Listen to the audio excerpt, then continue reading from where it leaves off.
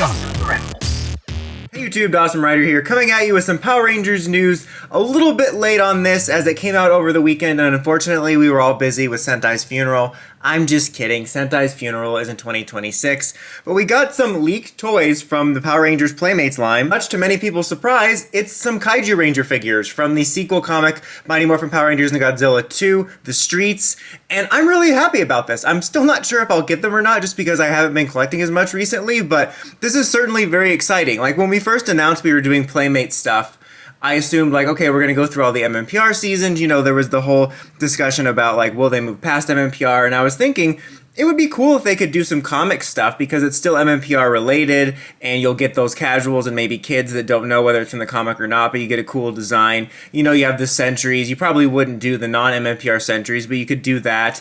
I don't think you would do the Omegas or anything because even though they're MMPR related, they are different Rangers. But I thought maybe we would do stuff like that. I honestly didn't think the Godzilla ones would be first. Mainly because, like, they have the Turtles license, like Playmates has the Turtles license, so I thought there's a chance they might do that. To be honest with you, I thought there was only like maybe a 10% chance we would dip into anything comic related, MMPR or not, but I thought maybe the greatest chance would be the Turtles one because they own the license for both Turtles and Power Rangers, and so you could easily, I think, try to sell that to especially the kids that might not have read the comic, but they would think, oh my god, it's Turtles and Power Rangers mashup. Obviously, we got the first Turtles Rangers in the Lightning Collection, but I wouldn't mind if they wanted to redo those for, you know, the kids and whatnot. And then there's, of course, the Mutant Ranger designs and the Dimension X Rangers and Shredder. And I think that would be really cool if they delved into that. Like, I'm, again, surprised they're doing the Kaiju ones first, but it does kind of have precedent because if I remember right, there was some, like, little collectible figures I've seen around of the Godzilla Rangers. Nonetheless, I think it's really cool we're doing it, and I hope they do well. As of right now, there's only a picture of 3 of them. I don't know if that's just because that's all that's leaked, or it's going to be, like, in waves, and this is the first wave, and the second wave will have the rest.